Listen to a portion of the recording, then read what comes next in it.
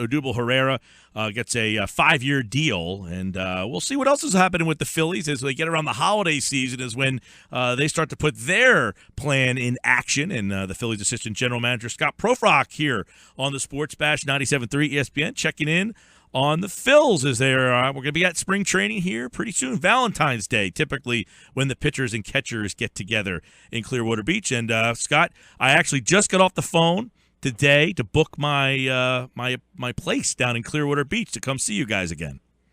Oh, good, Mike. How you doing? I'm doing well. How are you? I'm doing well. You know, we did something that hopefully solidifies a piece of our future today. Yeah, I thought I got to be yesterday, I guess. Yeah, so. It was yesterday. I got to be honest. I was a little surprised. Like, because it seemed like you guys have a lot of interesting decisions to make in that outfield, and it seemed like he was one guy that was interesting, and now you committed to him, right? which I think is great for that situation. But you guys have some interesting things going to be going on in spring training in that outfield now.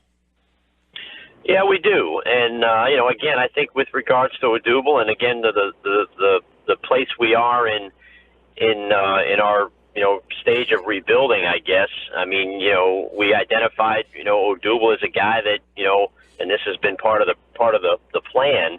To identify guys that can be part of our long-term future. And obviously with the way Odubel has played the last 2 years, we felt like it was time to make a commitment to him. And, hopefully some other guys along the way will step up and show that they belong and we'll approach them in similar fashion. So that's where we are in the rebuilding plan, is to identify guys that we think can be part of the future and part of the plan to get us back to where we want to be, which is contending and winning on a regular basis. Scott, it's Pete Thompson. Do you guys see then Odubel as a center fielder long term? Yeah, Pete, I think so. I mean, and Matt made some statements, with regards to where he's at in his stage of development. He's only played the outfield, regularly for a couple of years, and I think there's still room for improvement. I know Juan Samuel has worked very hard with him, and Odubel's worked very hard, to improve in the outfield, and I think that will continue. I don't think we've seen the peak of Odubel's performance by any stretch of the imagination to this point. So. Hey, Scott, I heard Matt today. I listened to the press conference and Pete as well. And basically, a lot of it seemed to be about him as a person. But what I want to kind of find out from you guys is how do you find a guy like that? He's a Rule 5, so this is interesting. A Rule 5 guy to get the kind of deal that he got doesn't happen all the time. So what stood out to your organization about him then and stands out about him now? Well, I think it's a tribute to the work of our pro scouts and our staff. In Odubel's case in particular, and obviously, we don't forget, Shane Victorino was a guy that we ended up,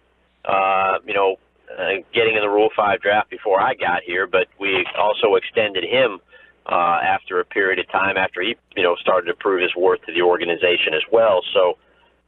But Mike Ondo and his pro scouts, and in this particular case, Jorge Velandia, recommended Odubel for the Rule 5 draft. Let's see now, this would be in the 2014 Rule 5 draft, before the 2015 season. And, we had some scouts that had seen him, play the infield in A-ball, and thought that there was a fit because of the bat, and we moved him to the outfield, and he took to it. I guess he played a little bit before that.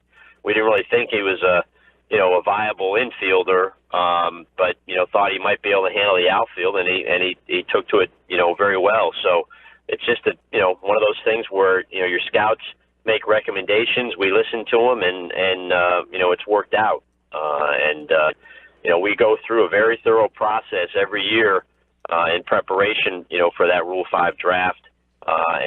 We think we took Tyler Goodell last year, and he didn't really get an opportunity to play, but he's still in the system. He'll probably, he'll get significant at bats this year, either at Double A or Triple A, and hopefully we've got another guy that can be a piece going down the road. But it's hard work on the scouts and the minor league staff and the major league staff also in working with these guys when they're at the major league level to give them an opportunity to show what they can do.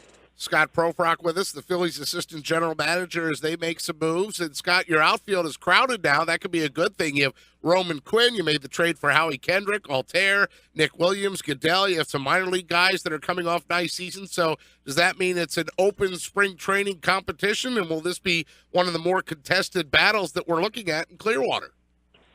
Well, I think you'll see, competition. Quinny came up last year. He's had some stops and starts in his career because he hasn't been able to stay on the field for a variety of reasons.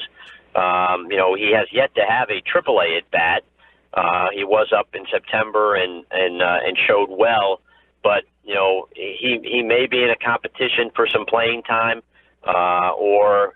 Aaron certainly was going to get significant playing time last year until he hurt his wrist diving for a ball in spring training. So, he still needs to show us what he can do at the major league level on a consistent basis, and he needs to stay healthy as well. But I think there's enough at-bats to go around. Howie can play not only the outfield, but he can play second or third or even first base. So I think there's an opportunity to, with the versatility of Howie, to move those guys around so we can get significant at bats. And there's still the possibility that we add another bat to the lineup. I think there's Tommy Joseph did a fine job for us last year. He's going to get regular playing time, but there may be an opportunity for a left-handed bat to come in and play some first base and play some corner outfield, to give us a little bit more left-handed, platoon opportunities with the club, and still be able to provide the at bats for the young players to show whether they're a part of the future or not. So I think it'll be an interesting spring, and I don't think we're finished with.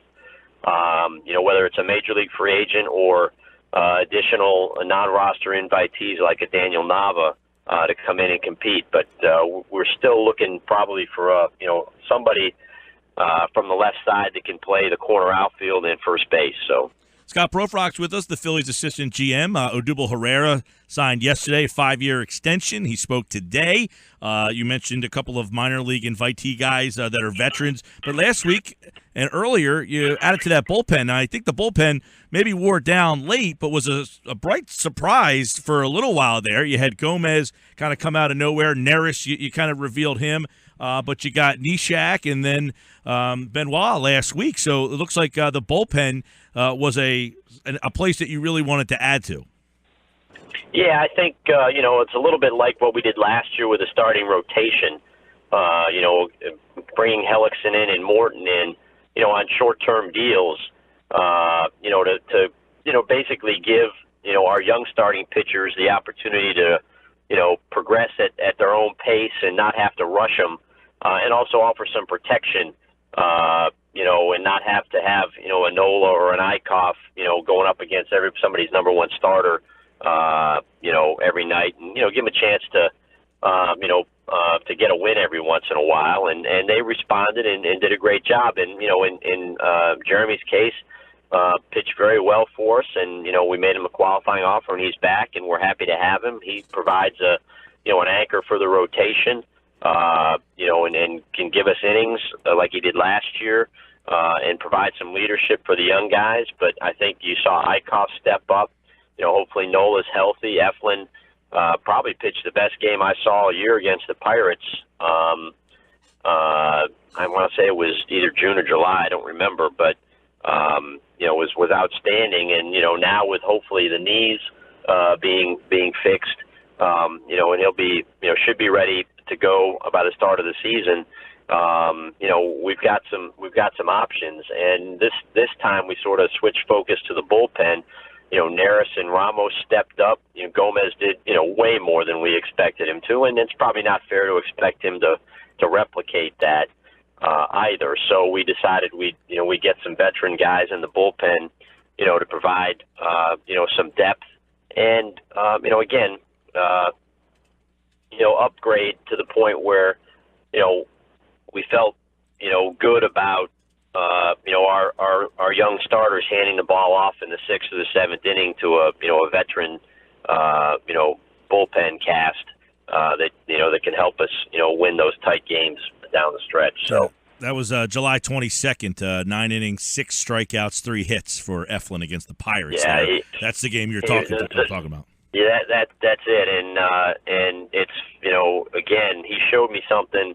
They hit Franco in the top of the first inning. He came right back and drilled McCutchen in the back or in the ribs in the bottom of the first inning, and a lot of times when a young guy does something like that, it rattles them, and they lose focus, they lose command.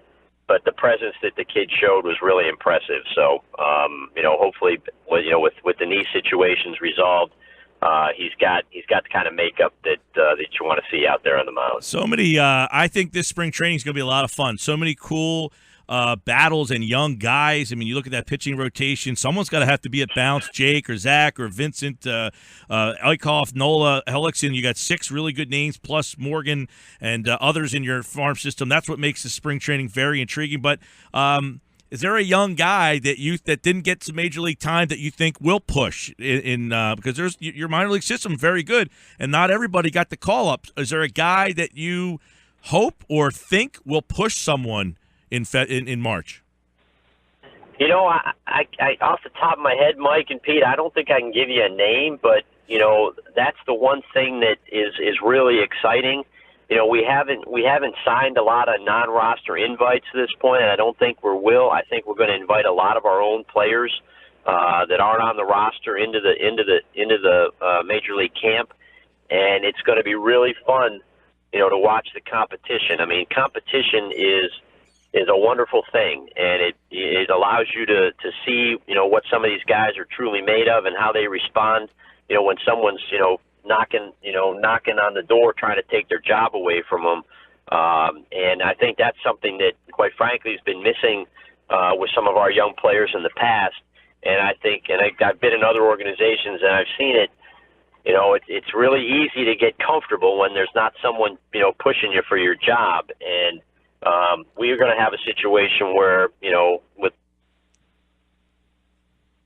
the roster of our AAA club, and I mean, there are prospects at every position. So, these guys are knocking on the door, and it's going to be fun to watch. Yeah, I'm looking forward to it. Flights booked, apartment booked. I'm trying to get Pete to come down there. He's never been. Looking forward to spring training 2017. I think it's going to be very interesting. A lot of young guys knocking on the Phillies' door. He's Phillies assistant general manager, Scott Proefrock. And, of course, we always appreciate the time and, have a happy New Year, Merry Christmas, and everything to you. Same to you guys. Thanks for having me on, Mike and Pete.